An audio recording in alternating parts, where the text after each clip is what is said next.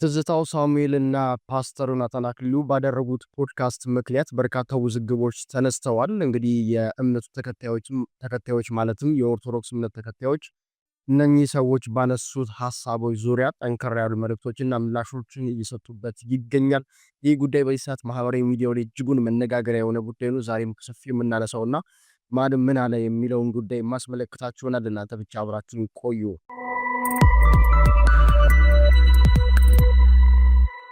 ኖር ኢትዮጵያውያን በዓለም ዙሪያ የምትገኙ እንደምን ቆያችሁ? ዛሬም እንግዲህ አነጋጋሪ ወቅታዊ የሆኑ ጉዳዮችን ወደ እናንተ ሰብስቤ ይዤላችሁ መጥቻለሁኝ። ከኔ ጋር እስከ ፍጻሜው ድረስ በመቆየት እንግዲህ ቪዲዮቹ እንድትመለከቱ ጋብዛችኋለሁ። ለዚህ ቻናል አዲስ ከሆናችሁ ቻናሌ ሰብስክራይብ በማድረግ ቤተሰቡ ሁኑ። ይህ ቪዲዮ በርካቶች ጋር እንዲዳረስም እንደዚሁ ላይክ እና ሼር ማድረግ እንዳይዘነጋ። ቀጥታ ወደ ቪዲዮቻችን የምንገባው ያው ቀደም እንደነገርኳችሁ እንግዲህ የትዝታው ሳሙኤል እና የፓስተር ዮናታን አክሊሉን ጉዳይ ነው በስፋት የምናነሳው። በአንድ ፖድካስት ላይ እንግዲህ ለሁለት ያደረጉት ቆይታ በጣም በርካታ ጉዳዮች እንዲነሱበት በርካታም ነገሮች እንዲመዘዙበት ያደረገ ፖድካስት እንደሆነ እየተነገረ ይገኛል። በተለይም ደግሞ የኢትዮጵያ ኦርቶዶክስ ተዋሕዶ ቤተክርስቲያን የእምነቱ ተከታዮችን በጣም አስቆጥቷል። ታዲያ እነኚህ ሰዎች ባነሱት ሀሳብ ዙሪያ እያንዳንዷ ነገር ምላሽ እየተሰጠውም ይገኛል። ከዚህ በፊትም እንግዲህ በተለያዩ መምህራን እንደዚሁም ደግሞ በእምነቱ አስተማሪዎች የተለያየ ምላሽም ሲሰጥበት ነበረ። አሁን ላይ ግን ጠንከር ብሎ ሲሰጥበትም እንደዚሁ ተስተውሏል ማለት ነው። እስኪ ቪዲዮችን አስመለክታችኋለሁ በተከታታይነት። ከዚያም በመሀል ሀሳቦችን እኔም ያለኝ ሀሳብና አስተያየት የማስቀምጥ ይሆናል። እናንተም ቪዲዮችን እየተመለከታችሁ ሀሳብና አስተያየቶቻችሁን በኮመንት መስጫ ላይ ምክርና ተግሳጻችሁን እንደዚሁ ደግሞ ለሚገባው አካልም እንደምታደርሱ ተስፋ አድርጋለሁ። እስከ ፍጻሜ ድረስ አብራችሁን ቆዩ። በቀጥታ ወደ ቪዲዮቹ እንለፍ። የሚካኤል ከሆነ የሚካኤል ታቦት ተብሎ በግዕዝ ዝንቱ ታቦት ዘቅዱስ ሚካኤል። ከዛ የሚያስቀው ነገር ደግሞ ምንድን ነው?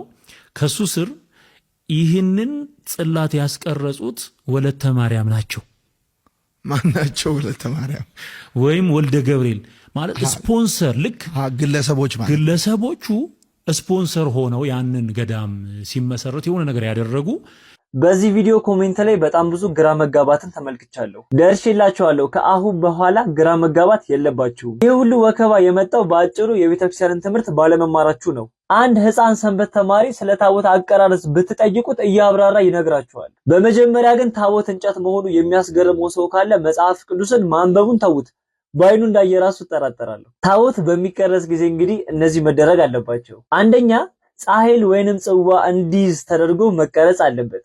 ሁለተኛ ከቦታ ወደ ቦታ ማዘዋወር እንዲቻል ተደርጎ መሰራት አለበት። ሶስተኛ በታቦቱ ላይ አልፋ ወኦ ቤጣ ይወጣ ተብሎ የጌታችን ስም ይቀረጽበታል። አራተኛ ከላይ ስዕለ ሥላሴ፣ ቀጥሎ ምስለ ፍቁሩላ፣ ከዛ ዮሐንስ ፍቁረ እግዚ፣ እንዲሁም መቅደሱ የተሰየመለት አካል መልአክ ሊሆን ይችላል፣ ሐዋርያ፣ ጻድቅ ሊሆን ይችላል፣ ሰማዕት ምስሉ ይቀረጽና ከታች አብሮ ስሙ ይጻፋል። በስተመጨረሻ እነዚህ አራት ነገሮች ከተደረጉ በኋላ በኤጲስቆጶስ ተባርኮና ሜሮን ተቀብቶ በመንበሩ ይሰየማል። አበቃ፣ ይሄ ነው። ቤተክርስቲያን ስለ ታቦት አቀራረጽ የደበቀችው ምንም ነገር የለም። የምታስተምረው ትምህርት ላይ በደንብ ተንተና አስቀምጠዋለች። ስለዚህ ያው በአይናችሁ እንዳሳየኋችሁ ቁጠሩት። እና አቶ ትዝታው ያው ምናልባት ታቦትን አክብረ ሊሆን ይችላል፣ ነገር ግን ገልጠ ታቦቱን የተመለከትከው አይመስለኝም። ያው እግዚአብሔር አምላክ የልብን ያውቃል፣ ሰውሮብህ ይሆናል። እንግዲህ እንደሰማችሁት ነው። ይህ ጉዳይ ከሰሞኑ መነጋገሪያ ነበረ። በእንደዚህ አይነት መልኩም ነበረ ሰዎች ምላሽ ሲሰጡ የተመለከትኩት። እንግዲህ በፓስተር ዮናታን አማካኝነት ለትዝታው የቀረበለትን ጥያቄ ትዝታው ምላሽ ሰጥቶበታል። በተለይም ደግሞ ቁጣ ያስነሳው የተለያዩ ውዝግቦችን ያስነሱት ጉዳዮች መካከል አንደኛው የታቦት ጉዳይ ነው። ታቦት እንግዲህ በኢትዮጵያ ኦርቶዶክስ ተዋሕዶ ቤተክርስቲያን ውስጥ ትልቅ ቦታ ከሚሰጣቸው ነዋያት ወይም ደግሞ መገልገያዎች መካከል አንደኛው እንደሆነ ይታወቃል። ቤተክርስቲያኗም እንግዲህ መሰዊያ፣ የአዲስ ኪዳን መሰዊያ ብላ ታስተምረዋለች። እንግዲህ የክርስቶስን ስጋና ደም እየፈተተች እንደዚሁም ደግሞ የምታዘጋጅበት መሰዊያ ወይም ደግሞ የተቀደሰ ዕቃ እንደሆነ እንግዲህ ቤተክርስቲያኗ ታስተምራለች። በመምህራኖችም ይህ ነገር በጣም በጥልቅ የሆነ ሚስጥርና ማብራሪያ ይስተላለፋል። ይህንንም ነው እንግዲህ የተመለከትነው። ከዚህ ቀደም ኮሜዲያን እሸቱ ማለት ነው በራሱ የዩቲዩብ ቻናል ላይ ልክ እንደነዚህ አይነት ጥያቄዎች ላለባቸው ቤተክርስቲያንን ባልተገባ መንገድ ትርጉም የሚሰጡ ቤተክርስቲያን የማታስተምረውን ታስተምራለች የሚሉ ሰዎችን ጥያቄዎች ወይም ደግሞ ትችቶችን በማንሳት የቤተክርስቲያኒቷ መምህር ሊቃውንት በመሰብሰብ እንግዲህ ምላሽ ሲያሰጥ ተመልክቼ ነበረ። እስኪ አሁን ማስመለከታችሁ ከዚህ ከሰሞንኛው ጉዳይ ጋር ቀጥተኛ ግንኙነት ያለው ስለ ታቦት የሚያነሳ ታቦትን በምን አይነት መንገድ ቤተክርስቲያን ታስተምራለች የሚለውን ጥልቅ የሆነ አረዳድ እንዲኖረን የሚያደርግ የመምህራኑ እንግዲህ መልእክት ወይም ደግሞ መልስን ነው የምንመለከተው። እስኪ እሱን እንመልከት። የኦርቶዶክስ ታቦት የሚካኤል ነው። የብሉይ ኪዳኑ ታቦት የእግዚአብሔር ታቦት። በሚካኤል ስም ታቦት ተቀረጸ ማለት የሚካኤል ታቦት ማለት አይደለም። በተክለ ሃይማኖት ስም ታቦት ተቀረጸ ማለት የተክለ ሃይማኖት ታቦት ማለት አይደለም። ምንጊዜም ታቦት የእግዚአብሔር ብቻ እና ለምንድን ነው በነቢያት ስም፣ በሐዋርያት ስም፣ በቅዱሳኑ በመላእክት ስም ታቦት የሚቀረጸው ሲባል እግዚአብሔር ወዳጆቹን ያከበሩትን ማክበር ፈለገ። እግዚአብሔር ከፍ ከፍ ያደረጋቸውን መጠሪያ ስም ሰጣችሁ። ስማችሁ የሚጠራበት፣ ክብራችሁን ትውልድ የሚማርበት፣ ዝናችሁን ትውልድ የሚመሰክርበት የስማችሁ መጠሪያ መታሰቢያ አድርጎ ሰጣችሁ እና ታቦት በስማቸው እንዲሰየም አደረገ። በታቦት የሚያድረው ግን እሱ ራሱ ነው። የእነሱ ስም ከስር ላይ ከላይ የሥላሴ ዝቅ ብሎ የእመቤታችን ከዛ ደግሞ ዮሐንስ ከሆነ ዮሐንስ ከዛ ደግሞ የቅዱሳኑ ከሆነ ከስር። ይሄ ማለት ምንድን ነው? ሰንሰለቱ እኛ በቅዱሳኑ አድርገን ቅዱሳኑ በእመቤታችን ክብር አድርገው ወደ ሥላሴ መሄዳችን መንገዳችን በታቦቱ በኩል የተሰራበት ነው። የኢትዮጵያ ኦርቶዶክስ ተዋሕዶ ቤተ ክርስቲያን ያለ ታቦት በጭራሽ አምልኮተ እግዚአብሔር አትፈጽም። ታቦቱ በብሉይ ኪዳን ቃል ነበረ ብለናል። ያ ቃል በአዲስ ኪዳን ራሱ ስሙ ነው። ያ ትልቁ ስም፣ ኃያሉ ስም፣ ጉልበት ሁሉ የሚንበረከክለት ስም፣ ኃይል የሚያደርገው ስም፣ ቢበሉት እንጀራ ቢጠጡት ውሃ የሚሆነው ስም፣ ያ ስም ነው እዚያ ላይ የተቀመጠው። ያለ ታቦት ቅዳሴ በጭራሽ አይቀደስም። ሥጋ ወልደ እግዚአብሔር ደመ ወልደ እግዚአብሔር የሚሰዋው በዚያ ዝም ምንድን ነው? መሰዊያው ላይ ያደረው ማን ነው? እሱ። የሚሰዋው ማን ነው? እሱ። የሚሰዋው ሊቀ ካህናቱ ማን ነው? እሱ። ሁሉ ነገር የሚከናወነው በእሱና በእሱ ብቻ ነው። ዲያቆናቱ፣ ካህናቱ፣ ጳጳሳቱ ምንድን ናቸው? እንደ እጅ፣ እንደ እግር፣ እንደ አንደበት እንደዚህ ነው። የሐዋርያትን አፍ አፍ አድርጎ፣ የሐዋርያትን እግር እግር አድርጎ፣ የሐዋርያትን እጅ እጅ አድርጎ ዳሰሰን፣ ተናገረን፣ ወደኛ መጣለን እንደ ማለት ነው። እንደው ቅዳሴውን መጨረሻ ላይ ስሙት ዝም ብላችሁ። ዲያቆኑ ምንድን ነው? አርንኑ አርሴክሙ ሀበ እግዚአብሔር በእደ ገብሩ ካህን ከመ ይባርከሙ። ራሳችን ወደ እግዚአብሔር ዝቅ ዝቅ አድርጉት። በእደ ገብሩ ካህን ከመ ይባርከሙ። የሚባርከው ማን ነው?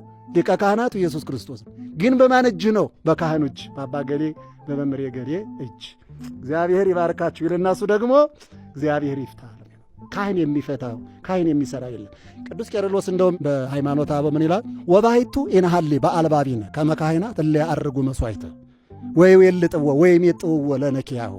ካህናት ህብስቱን ሥጋ መለኮት ወይኑን ደመ መለኮት አድርገው አክብረው ለውጠው ለእኛ እንደሚሰጡን በልባችን አስበን አናውቅም፣ አናስብም። እንኪያ እሙንቱሰ ዘከመ ክህሎቶሙ ይገብሩ። እነሱማ እንደ ክህሎታቸው የሚችሉትን ያደርጋሉ፣ ይላላካሉ፣ ያገለግላሉ። እንኪያ ማን ነው ያንን ህብስት ሥጋ መለኮት ያንን ደም ደመ መለኮት አድርጎ የሚለውጠው? በዚያ በጸሎተ ሐሙስ ህብስቱን ሥጋ መለኮት ወይኑን ደመ መለኮት አድርጎ የለወጠው የቀደሰው ሊቀ ካህናቱ ውእቱ ኢየሱስ ክርስቶስ እሱ ራሱ። በነገራችን ላይ ከዚህ ጉዳይ ጋር በተያያዘ የተለያዩ ትችቶችም ሲነሱ የተመለከትኩት ከዚያው ከራሳቸው ከፕሮቴስታንት እምነት ተከታዮችም ነው። እንደሚታወቀው እንግዲህ ትዝታው ሳሙኤል ከኦርቶዶክስ ቤተክርስቲያን ወደ ፕሮቴስታንት እምነት ያመራ ወይም ደግሞ የሄደ ፓስተር ዮሐን ደግሞ በዚያው በፕሮቴስታንት እምነት ውስጥ የሚገኝ የዚያ የፕሮቴስታንት ሃይማኖት መምህር ብለን የምንገልጸው ሰው እንደሆነ እንግዲህ ይታወቃል። ከነሱም ወገን ወይም ደግሞ ከፕሮቴስታንትም ወገን ይህ ትችት ወይም ደግሞ ይህ ትዝታው የገለጸበት መንገድ የሁለቱ ሰዎች እንግዲህ ውይይት አሊያም ደግሞ ፖድካስት ቃለመጠይቅ ትክክል እንዳልነበረ የሚገልጹ መልሶችም እንደዚሁም ደግሞ ምላሾችም ሀሳቦችም ሲዘነዘሩ ተመልክቻለሁ።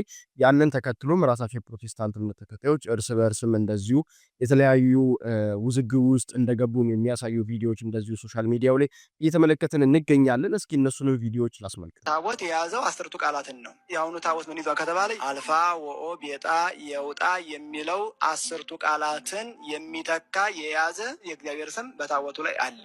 ስለዚህ በብሉይ ኪዳን የተሰጠውን ጽላት የአሁኑ ጽላት ያላሟለው ምኑ ነው?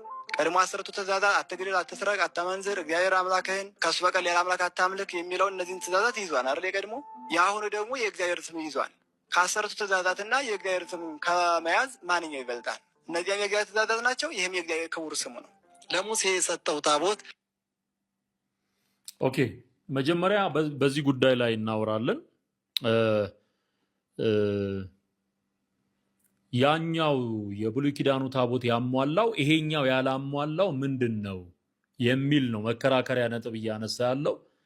ምክንያቱም እኔ ምን ብያለሁኝ ትላንትናም ባሰማኋችሁ ቪዲዮ ላይ የኦርቶዶክስ ታቦት ብላ የቀረጸችው ነገር የዘጸአት 5ን የማያሟላ ነው። ስለዚህ ስሙን ነው እንጂ የተጠቀሙት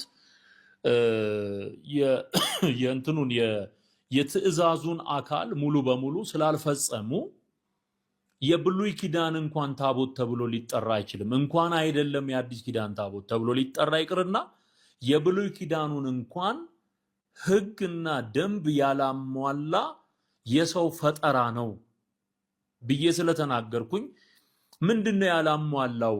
የኛ ታቦት እዛ ላይ ሕግ ተጽፏል፣ እዚህኛው ላይ ደግሞ የኛ አራት ማዕዘኗ ላይ የእግዚአብሔር ስም ተጽፏል የሚል መከራከሪያ ነጥብ እያነሱ ነው። አንዴ ደግሜ ላሰማችሁ ግልጽ እንዲሆን ይሄንን ሐሳብ እንመተዋለን በደንብ ያዘ አይደለም ያሁኑ ታቦት ያለበት ዋና ምክንያት የቀድሞ ታቦት ምንድነው ያለበት? እግዚአብሔር ለሙሴ የሰጠው ታቦት የያዘው 10ቱ ቃላትን ነው። የአሁኑ ታቦት ምን ይዟል ከተባለ አልፋ ወኦ ቤጣ የውጣ የሚለው 10ቱ ቃላትን የሚተካ የያዘ የእግዚአብሔር ስም በታቦቱ ላይ አለ። ስለዚህ በብሉይ ኪዳን የተሰጠውን ጽላት የአሁኑ ጽላት ያላሟለው ምን ነው? ቀድሞ 10ቱ ትእዛዛት አትስረቅ፣ አታመንዝር፣ እግዚአብሔር አምላክህን ከሱ በቀር ሌላ አምላክ ይዟል አይደል? የቀድሞ የአሁኑ ደግሞ የእግዚአብሔር ስም ይዟል። ከ10ቱ ትእዛዛትና የእግዚአብሔር ስም ከመያዝ ማንኛው ይበልጣል? እነዚያ የእግዚአብሔር ትእዛዛት ናቸው። ይህም የእግዚአብሔር ክቡር ስሙ ነው። ለሙሴ የሰጠው ታቦት ኦኬ ሶ የመጀመሪያው ጉዳይ ዛሬ የምናነሳው ምን የሚለውን ጉዳይ ነው። የኦርቶዶክስ ታቦት የብሉይ ኪዳኑን ታቦት ተክቷል ወይም አሟልቷል፣ እዛ ላይ የተጻፈውን ነገር በሙሉ አሟልቷል የሚል መከራከሪያ አላቸው። እንዳላሟላ እኛ ደግሞ እናሳየዋለን ማለት ነው። መጽሐፍ ቅዱስ ይዳኘን።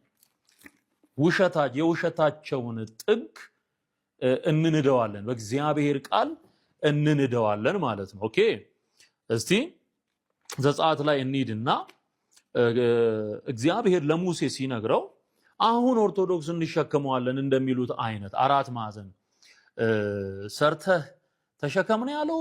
አንድ ሰው ለአንድ ሰው ይሸከም ነው ያለው።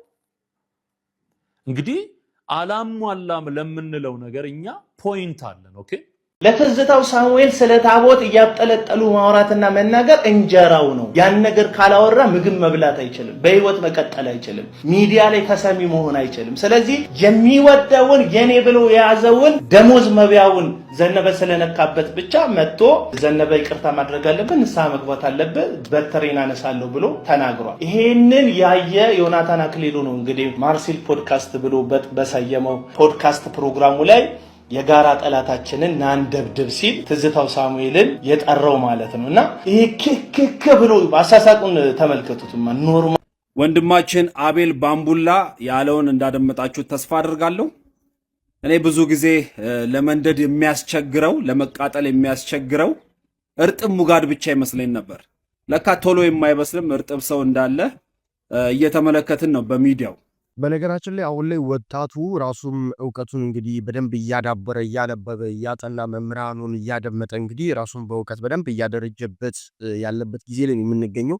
በእርግጥ ጊዜውም ይህም እንደዚህ እንዲደረግ በደንብ አመቺ ነው። ምክንያቱም ሶሻል ሚዲያው ላይ ኢንተርኔቱን በመጠቀም ብቻ በደንብ በርካታ ነገሮችን ማወቅና መረዳት የምንችልበት ጊዜ ላይ የምንገኙ መጽሐፍቶችን፣ ትምህርቶችን እዚያው በቤተ እምነት ውስጥ በመገኘት እንግዲህ መማርም የሚቻልበት ሁኔታ ነው ያለውና ከዚህ ጉዳይ ጋር በተያያዘ ይህንን ያነሳውላችሁ ያለ ምክንያት አይደለም። ወጣቱም እንግዲህ ይህንን ቃለ መጠይቅ ተንተርሶ ለቤተክርስቲያኒቷ ምላሽን ሲሰጥ ወይም ደግሞ ቤተክርስቲያን የምታስተምረው እንደዚህ ነው ብለው እንግዲህ የቤተክርስቲያን አስተምሮ ሲገልጡም እንግዲህ ተመልክቻለሁ።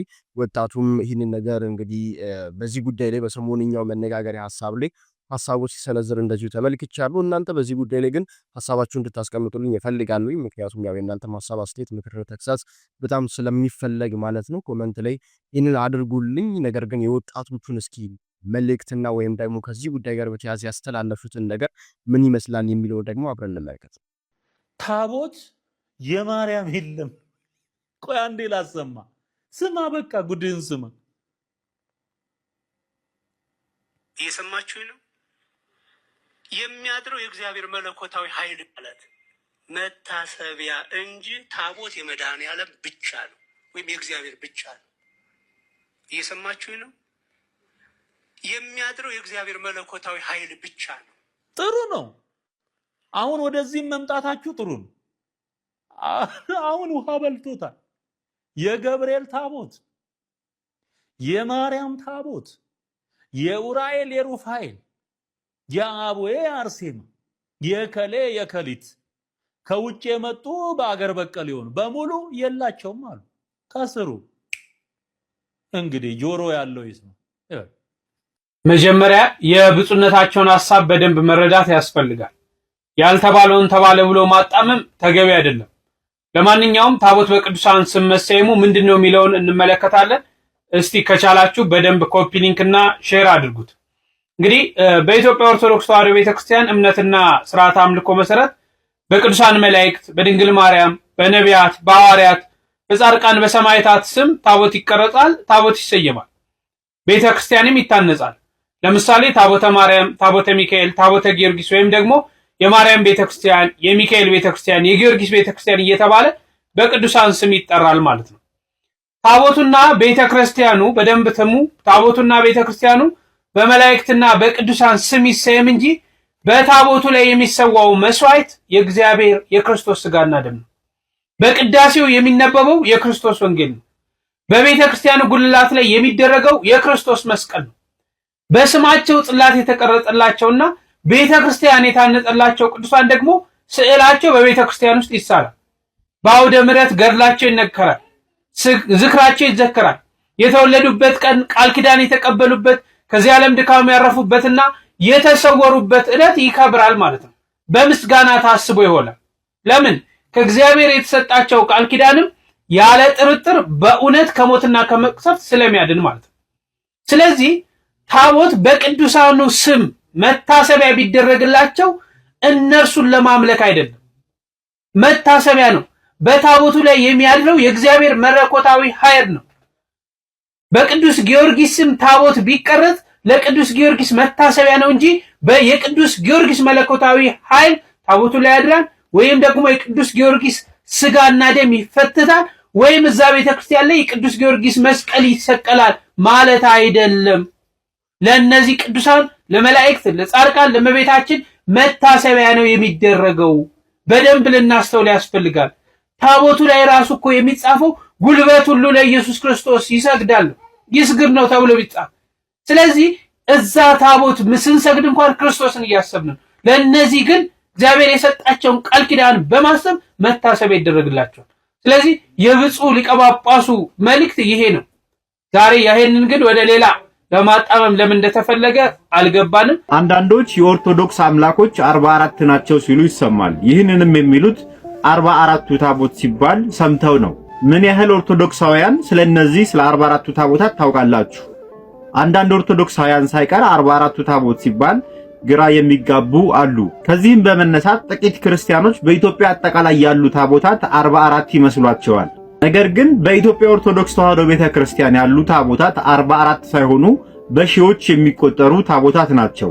ቤተክርስቲያን ባለበት ቦታ ሁሉ ታቦት አለ። እንደውም አብዛኛው ቤተክርስቲያን በድርብነት ጭምር ሌሎች ታቦቶች አሉ። ስለዚህ ለቅዱሳን ሁሉ በቅዱሳን ስም ቤተክርስቲያን በተሰራ ቁጥር ሁሉ ታቦት ይቀረጽላቸዋል። ስለዚህ 44 ተብሎ በቁጥር የሚገደብ ታቦት የለንም። ታዲያ በተለምዶ 44ቱ ታቦት የሚባለው ለምንድን ነው እሱ የሚል ጥያቄ በውስጣችን ሊመጣ ይችላል። እነዚህ 44 ታቦት ተብለው የሚጠሩት በጎንደር የሚገኙ ታቦቶች ናቸው። ጎንደር በኢትዮጵያ መንግስታት ታሪክ ከአክሱምና ከላሊበላ በመቀጠል የምናገኛት ታላቋ ማዕከል ነች። በአሁኑ ሰዓት ግን በጎንደር ብቻ ብዙ አብያተ ክርስቲያናትና ብዙ ታቦታት ከ44 በላይ ብዙ ታቦታት ይገኛሉ። በአጼ ፋሲል የመንግስት ከተማ ከመሆኗ አስቀድሞ እነዚህ 44 ታቦታት እስከ አጼ ተክለ ጊዮርጊስ ድረስ የተተከሉና የነበሩ ታቦቶች ናቸው። ስለዚህ በጎንደር በዚያን ወቅት የነበሩትን 44ቱን ቤተክርስቲያንና ታቦታት በማሰብ 44ቱ ታቦት የሚል ስያሜ መጣ እንጂ ቤተክርስቲያን አሁን 44 ታቦት ብቻ ነው ያላት ማለት ግን አይደለም።